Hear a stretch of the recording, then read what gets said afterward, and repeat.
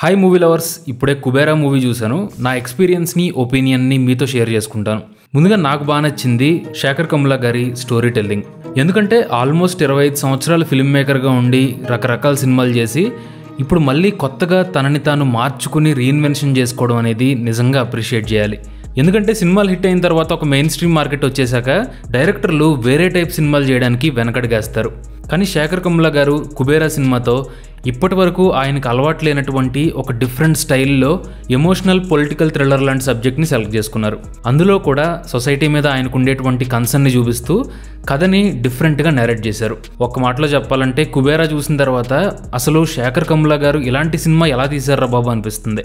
ఎందుకంటే ముగ్గురు పెద్ద స్టార్లు ఉన్నా కానీ సబ్జెక్ట్ డిమాండ్ చేసినటువంటి ఆ రియలిజం కోసం ఒరిజినల్ లొకేషన్స్లో షూట్ చేయడం కానీ, సాంగ్స్ వేరే డైవర్షన్స్ ఏమీ లేకుండా చెప్పాలనుకున్న పాయింట్ని ఎమోషన్ని చివరి వరకు హోల్డ్ చేయడం కానీ ఇవన్నీ నాకైతే చాలా నచ్చినాయి. అలానే నికేత్ బొమ్మి సినిమాటోగ్రఫీలో ఆ కలర్ ప్యాలెట్ ఒక సెన్స్ ఆఫ్ రియలిజంని తీసుకొచ్చింది.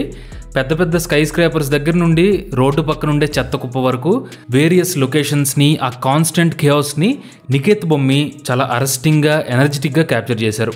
సో ఈ సినిమాకి సినిమాటోగ్రఫీ బిగ్గెస్ట్ అసెట్ అని చెప్పొచ్చు. అలాగే డిఎస్పి మ్యూజిక్ కూడా ఒక ఎమోషనల్ డెప్త్ని తీసుకొచ్చింది. టెక్నికల్గా చూస్తే ఏది కూడా పాత శేఖర్ కమ్లా సినిమాలాగా అనిపించదు. అయితే మూవీకి మెయిన్ హైలైట్ మాత్రం ధనుష్ అండ్ నాగార్జున గారి కాంబినేషనే. నాకు తెలిసి ఈ సినిమాలోని బిచ్చగాడి క్యారెక్టర్ని మెయిన్ స్ట్రీమ్ హీరోల్లో ఇంకెవ్వరూ కూడా ఇంత కన్విన్సింగ్గా, ఎమోషనల్గా, అథెంటిక్గా ప్లే చేయలేరేమో అనిపించింది.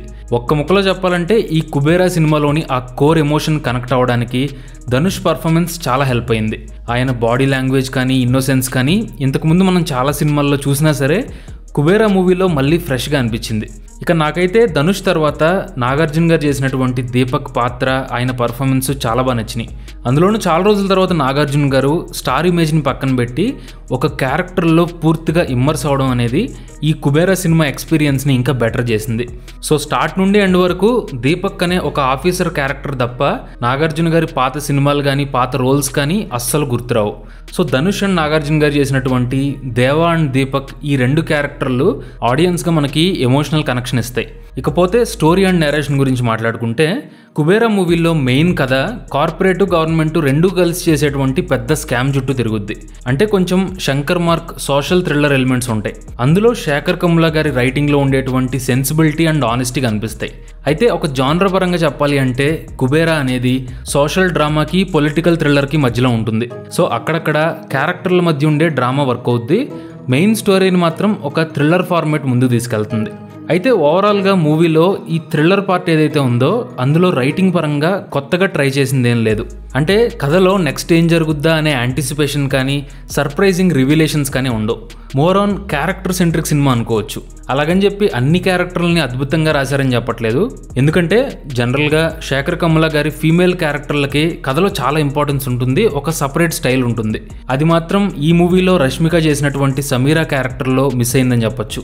అంటే స్ట్రాంగ్ పర్పస్ లేకుండా జస్ట్ కన్వీనియన్స్ కోసం పెట్టినట్టే ఉంటుంది. అలాగే కుబేరా మూవీలో విలన్స్ని రాసుకున్నటువంటి విధానం కూడా ఒక టెంప్లెట్ కమర్షియల్ సినిమాల్ని గుర్తు చేస్తుంది. ఫైనల్గా చెప్పేది ఏంటంటే కుబేరా ఖచ్చితంగా ఒక మంచి సినిమానే. శేఖర్ కమ్లా గారు ఈ సమాజంలో మనిషి స్థానం ఏంటి, డబ్బు అనేది ఎక్కడి నుండి ఎక్కడికి వెళ్తుంది అనే పాయింట్ గురించి ఆడియన్స్ కూడా ఆలోచించేలా చేశారు. అయితే పర్సనల్గా నాకైతే రైటింగ్లో ఆ థ్రిల్లర్ పార్ట్ అనేది ఇంకొంచెం గ్రిప్పింగ్గా ఉంటే ఆ 3 hours రన్ టైంకి పూర్తి జస్టిఫికేషన్ జరిగేది అనిపించింది. అలాగని సినిమా ఎంగేజింగ్గా లేదని చెప్పట్లేదు, నాకైతే ఎక్కడ బోర్ కొట్టలేదు. సో ఖచ్చితంగా శేఖర్ కమ్లా గారు, అలాగే ధనుష్ అండ్ నాగార్జున గారు వీళ్ళ వర్క్ మాత్రం టాప్ నోచ్ ఉంది. సో తప్పకుండా థియేటర్లో ట్రై చేయండి. ఒకవేళ మీరు కూడా చూసుంటే మీకేమనిపించిందో కింద కామెంట్ చేయండి. Thank you for watching this video.